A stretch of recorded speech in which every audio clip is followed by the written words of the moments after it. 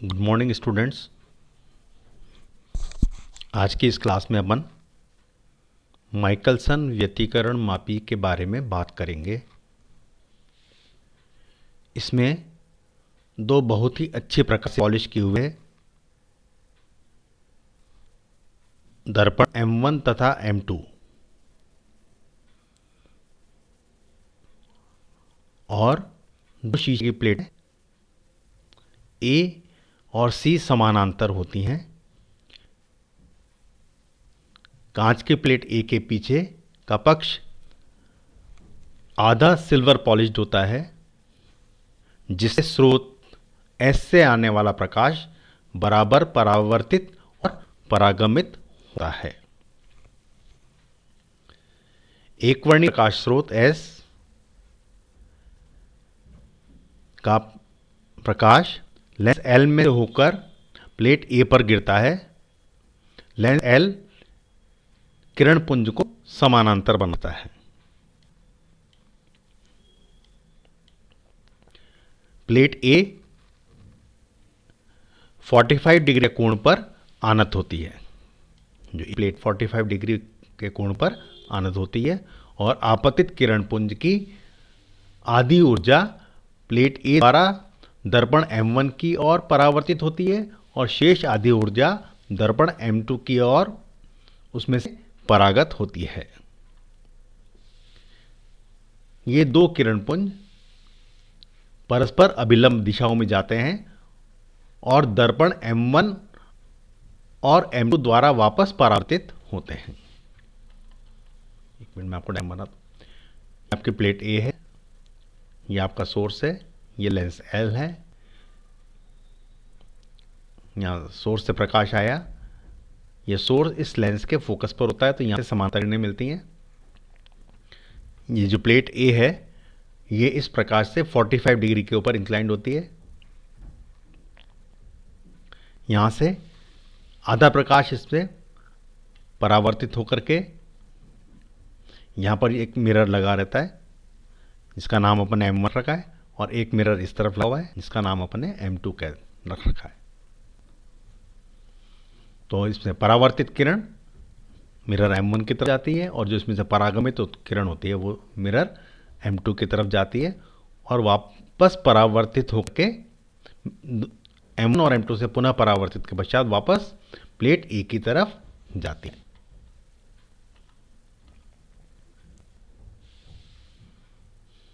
ठीक है। Mirror M1 की तरफ आने वाला और वापस परावर्तित होने वाला प्रकाश के शीशे की प्लेट A में से होकर दो बार जाता है। अतः रास्ते का कंपनसेट करने के लिए दर्पण M2 और A के बीच एक प्लेट C का उपयोग किया जाता है, जिसको अपन क्या कहते हैं, प्रतिकारी प्लेट। यहाँ पर रास्ते के अंदर अपन प्लेट लगाते हैं जिसकी मोटाई इस प्लेट A की मोटाई के बराबर ही होती है। इसको अपन प्रतिकारी प्लेट कहते हैं। इसको C से यहाँ पर रिप्रेजेंट कर रखा है।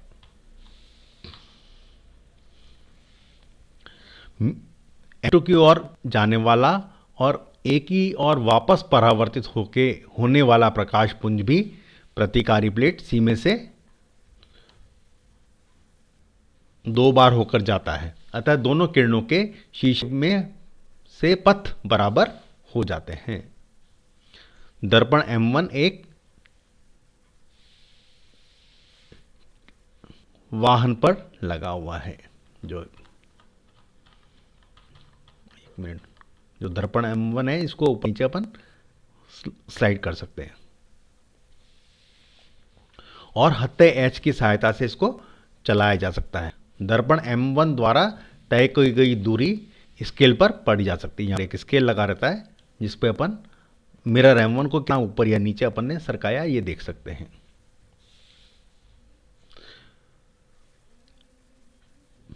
M1 और M2 के तल उसमें लगे हुए सुगराही पेंचों की सहायता से पूर्णतः अभिलंब किए जा सकते हैं।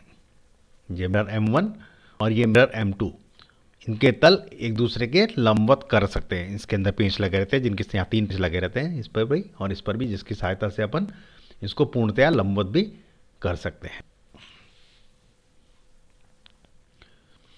प्रतिकारी प्लेट श्वेत प्रकाश फ्रिंजों के लिए अनिवार्य होती है, परंतु यदि एक वर्णी प्रकाश काम में लें तो उस समय बिना प्रतिकारी प्लेट के भी अपना काम चल सकता है। यह आवश्यक नहीं होता यदि एक वर्णी प्रकाश काम में लिया जाए। ठीक है। यदि दर्पण M1 और M2 यदि पूर्णतया अभिलंब है, अगर ये मिरर M1 और ये मिरर M2 एक दूसरे का यदि पूर्णतया अभिलंब है, तो प्रेक्षक की आंख A में से होकर M1 और M2 के प्रतिबिंब देखते। यहां से जो आंख से अपन देखते हैं तो M1 और M2 के यहाँ पर प्रतिबिंब इस यहां पर आइप्स लगा की सहायता से अपन देख सकते हैं। दोनों प्रतिबिंबों के बीच वायु परत होती है और यह दूरी हत्ते h की सहायता से परिवर्तित की जा सकती है। फ्रिंज में पूर्ण वृत्ताकार होंगे यदि दोनों किरणों द्वारा तय किया गया पथ यदि पूर्ण समान हो तो दृष्टि क्षेत्र पूर्णतया अदीप्त हो जाता है। कब होगा? जिस समय यहां से लेके यहां तक की दूरी और ये दूरी अगर बराबर हो, एग्जैक्टली बराबर हो, तो ये दृष्टि क्षेत्र पूर्णतया अदीप्त होता है। यदि M1 और M2 के दो प्रतिबिंब आनत हों, अर्थात M1 और M2 पूर्णतया अभिलंब नहीं हो, तो घिरी हुई वायु परत फनाकार होती है, वेज शेप्ड होती है और ऋजु रेखी या स्ट्रेट लाइन फ्रिंजेस देखने को मिलती है। जब दर्पण M1 हत्ते h की सहायता से शीशे की प्लेट A के पास या दूर लाया जाता है तो फ्रिंज प्रेक्षक की आंख के दृष्टि क्षेत्र के केंद्र को इधर उधर पार करते हैं। यदि M1 को λ/2 हटाया जाएगा तो एक फ्रिंज दृष्टि क्षेत्र को पार करेगा और अगले फ्रिंज के पूर्ववर्ती स्थान पर पहुंच जाएगा। ठीक है। तो ये मैंने आपको बताया माइकलसन इंटरफेरोमीटर की सहायता से किस तरह से आप फ्रिंजेस बनती है और जिसको आप किस तरह से आप उसको देख सकते हैं। ठीक है। अब अपन इसमें देखते हैं फ्रिंजों के प्रकार, यानी कि टाइप्स ऑफ फ्रिंजेस। तो पहला है वृत्ताकार फ्रिंज, सर्कुलर फ्रिंजेस।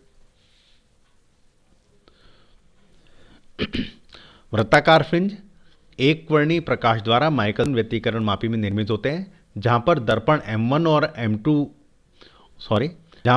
M1 और आभासी दर्पण M2 क्या चीज है? M2 का प्रतिबिंब है, परस्पर समानांतर होने चाहिए वृत्ताकार फ्रिंज के लिए। स्रोत विस्तृत होता है और S1 तथा S2 M1 तथा M2 के कारण बने हुए स्रोत के प्रतिबिंब है। ये मान लीजिए आपका मिरर M1 को बता रहे हैं अपन, और ये जो मिरर M2 है उसकी जो इमेज बन रही है, उसका जो प्रतिबिंब है, उसको अपन M' से रिप्रेजेंट करते हैं। मान लीजिए दोनों के बीच की दूरी स्मॉल d है।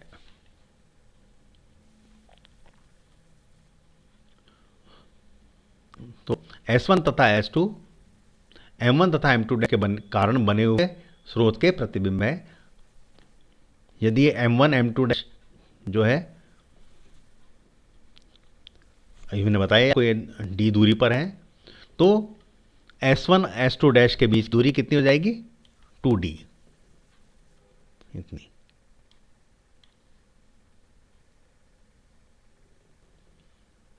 और दोनों किरणों पुंज के बीच का पथांतर कितना होगा? 2d cos theta.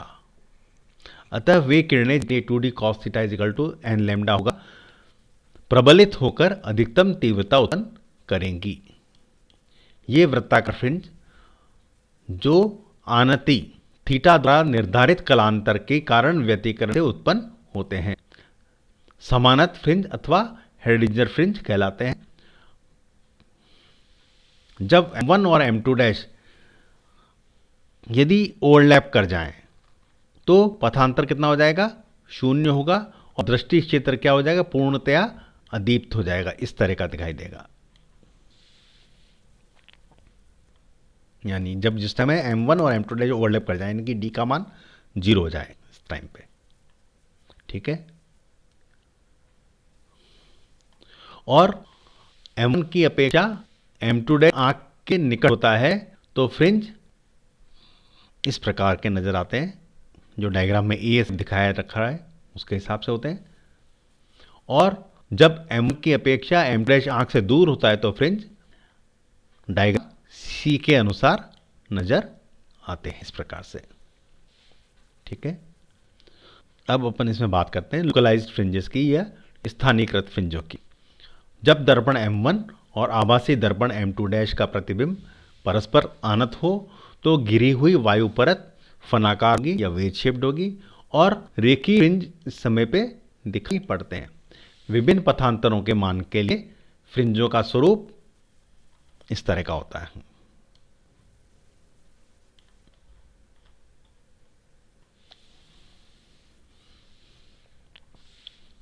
फ्रिंज पूर्णतः स्ट्रेट लाइन होते हैं। यदि M1 वस्तुतः M2 को ठीक बीच या मध्य पर परिच्छेद करता है तो उस टाइम आपको बिल्कुल स्ट्रेट लाइन फ्रिंज को मिलते हैं।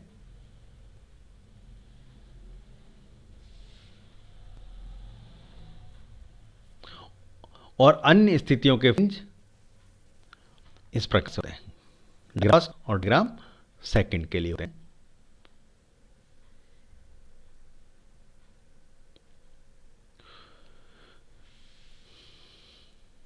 वे वक्र होते हैं और हमेशा फान की पतली धार की ओर उत्तल होते हैं। इस प्रकार के फ्रिंज बड़े पथांतर द्वारा दिखाई नहीं देते। अब व्हाइट लाइट फ्रिंजेस अगर श्वेत प्रकाश काम में ले तो किस प्रकार की फ्रिंजेस बनती है ये देखते हैं। श्वेत प्रकाश द्वारा फ्रिंज केवल तभी दिखाई देते हैं जबकि पथांतर बहुत कम हो, विभिन्न वर्ण एक दूसरे पर अतिव्यापन करते हैं और केवल कुछ ही प्रारंभिक रंगीन फ्रिंज दिखाई पड़ते हैं और केंद्रीय फ्रिंज अदीपता है और अन्य फ्रिंज में रंगीन होते हैं। लगभग 10 फ्रिंजों के बाद कई वर्ण एक ही बिंदु पर अतिव्यापन करते हैं और श्वेत प्रकाश फ्रिंज शून्य पथांतर निर्धारण करने के लिए उपयोगी होता है। ठीक है, माइकलसन, अब इसके अपन पढ़ते हैं माइकलसन तीक्ष्णकरण मापी के उपयोग या यूज ऑफ माइकलसन इंटरफेरोमीटर। इसके द्वारा एक वर्ण प्रकाश की तरंगदैर्घ्य ज्ञात कर सकते हैं, दो निकटवर्ती तरंगदैर्घ्यों का अंतर ज्ञात करने अथवा स्पेक्ट्रमी रेखाएं प्राप्त करने में इसका उपयोग होता है। विभिन्न पारदर्शी द्रव्य का अपवर्तनांक और मोटाई ज्ञात करने में भी इसका उपयोग होता है। तो पहला उपयोग बताऊं आपको कि determination of wavelength of monochromatic light, एक वर्णीय प्रकाश की तरंगदैर्घ्य, इसकी सहायता से किस प्रकार ज्ञात करते हैं। दर्पण M1 और M2 का समंजन इस प्रकार किया जाता है कि वृत्ताकार फ्रिंज दृष्टि क्षेत्र में नजर आए। ठीक है, यदि शीशे की प्लेट A से दर्पण M1 तथा M2 समदूर हैं तो दृष्टि क्षेत्र पूर्णतया अदीप्त होगा। हमको अभी थोड़ी देर पहले भी बताया था। दर्पण M2 स्थिर रखा जाता है, इस दर्पण M2 को स्थिर रखते हैं। ये सारा टब इसी तरह का होता है।